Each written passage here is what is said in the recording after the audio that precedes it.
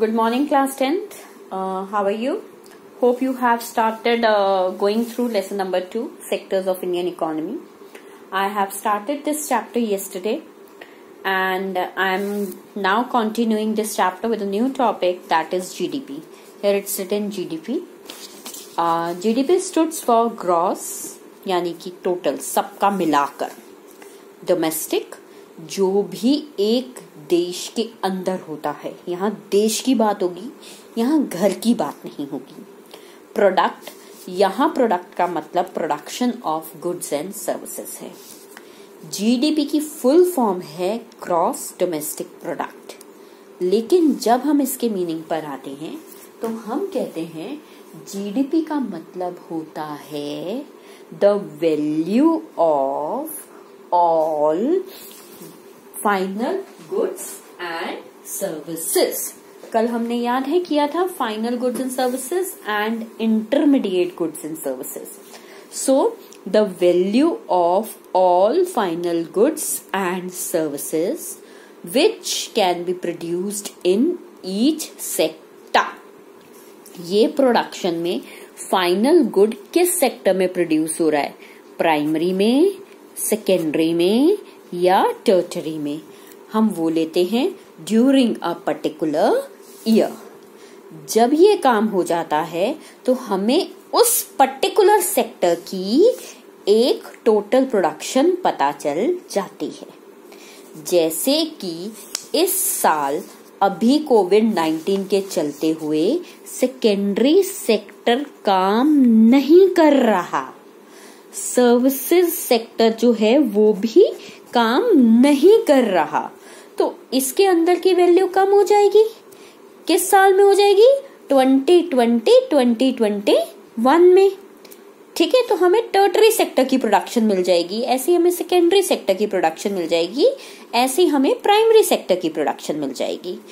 तो हम तीनों को टोटल कर लेंगे कि प्राइमरी सेक्टर की टोटल प्रोडक्शन जो है, इतने गुड्स प्रोड्यूस हुए हैं इन अ पर्टिकुलर ईयर, ऐसे ही सेकेंडरी सेक्टर को, ऐसे ही टर्टरी सेक्टर को, और हमें मिल जाएगी जीडीपी।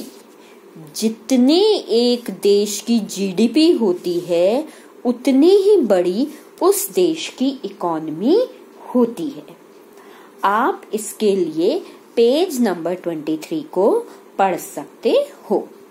एक बार रिपीट करूं डेफिनेशन, ध्यान दीजिएगा।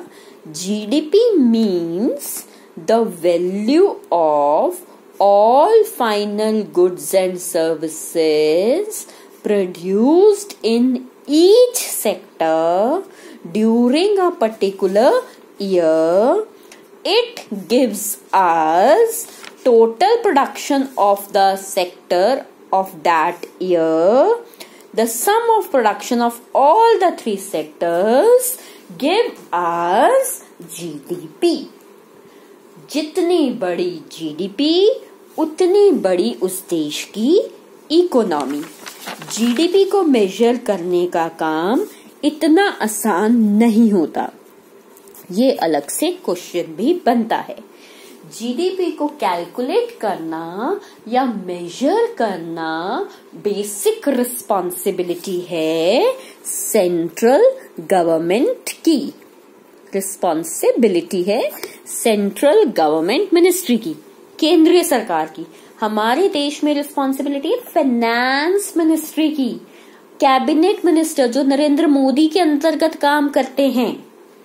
ठीक है, हाँ, सेंट्रल गवर्नमेंट ये काम करते हुए हेल्प ले सकती है। किसकी हेल्प लेगी? वेरियस गवर्नमेंट डिपार्टमेंट्स की, जो किसी भी स्टेट या यूनियन टेरिटरी के हो सकते हैं। उससे कलेक्ट करती है information relating to what again? Total volume of goods and services. समझ में आया? प्लस ऐड करती है उनके क्या टोटल आज के देश में प्राइसेस हैं, एंड दैट एस्टिमेट्स जीडीपी।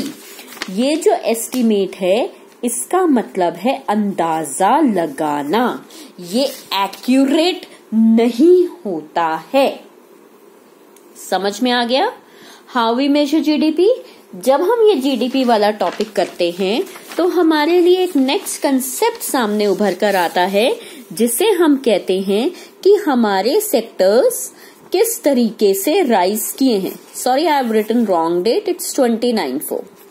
हमारे किस तरीके से इन सेक्टर में चेंजेस आया। कुछ डाटा हमें मिलता है जिसमें हम ये कहते हैं in the initial stages of development, जब डेवलपमेंट की सिर्फ शुरुआत हुई थी तो primary sector was the most important sector. धीरे धीरे फार्मिंग के मेथड चेंज होने लगे। जब फार्मिंग के मेथड चेंज होने लगे तो एग्रीकल्चर प्रोडक्शन इंक्रीज होने लगी। जब एग्रीकल्चर प्रोडक्शन इंक्रीज होने लगी तो फार्मर्स की इनकम इंक्रीज होने लगी, प्रॉस्पेरिटी आने लग गई। जब लोगों को लगने लगा कि now they are prosper, they started taking up other activities. उन्होंने क्राफ्ट्समैनशिप या हैंडीक्राफ्ट्स या ट्रेडर्स बनना, ट्रेडर्स में दोनों ही चीजें आती हैं, बाइंग एंड सेलिंग, करना शुरू कर दिया। जब ये करना शुरू कर दिया तो जरूरत पड़ी सामान को इधर से उधर भेजने की, यानी कि ट्रांसपोर्टर्स की। इन चीजों को मैनेज करने के लिए एडमिनिस्ट्रेटर्स की, कोई इनको अटैक ना करे या नुकसान ना पहुंचाए तो आर्मी की या पुलिस की। हाँ, ये बात याद रखने बात है कि इस इनिशियल स्टेज ऑफ डेवलपमेंट में जहां प्राइमरी सेक्टर डेवलप कर रहा था, goods were produced from natural products. Time changed. जब टाइम चेंज हुआ तो धीरे धीरे तकरीबन 100 साल तक जब ये प्रोसेस चलता रहा तो मैन्युफैक्चरिंग होने लग गई। मैन्युफैक्चरिंग होने लग गई तो फैक्ट्रीज आने लग गई। फैक्ट्रीज आने लग गई तो लोगों ने अब अपने फार्म्स पर तो काम करते ही करते थे, उन्होंने फैक्ट्रीज में भी काम करना शुरू कर दिया। जब सीजन होता था तो वो फार्म्स के ऊपर काम करते थे, और जब ऑफ सीजन होता था तो वो फैक्ट्रीज के अंदर काम करते थे। धीरे धीरे फैक्ट्रीज के अंदर नंबर बढ़ता चला गया, गुड्स भी ज्यादा मात्रा में प्रोड्यूस होते चले गए, और धीरे धीरे there was a shift from primary sector to secondary sector. But ये डेवलपमेंट यहाँ पर नहीं रुकी। यहाँ के बाद पिछले 100 से 150 सालों का अगर हम डाटा लें तो दोबारा से there is a shift from secondary sector to tertiary sector. आज लोग ज्यादा एम्प्लॉयड हैं इन टर्टरी सेक्टर। फाइन, एक बार दोबारा करेंगे। Got it?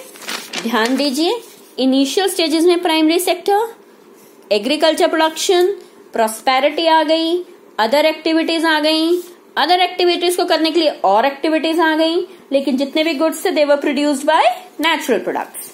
धीरे धीरे इन्हीं नेचुरल प्रोडक्ट्स का इस्तेमाल और तरीके से किया जाने लगा। मैन्युफैक्चरिंग स्टार्ट हुई, मैन्युफैक्चरिंग फैक्ट्रीज में स्टार्ट हुई।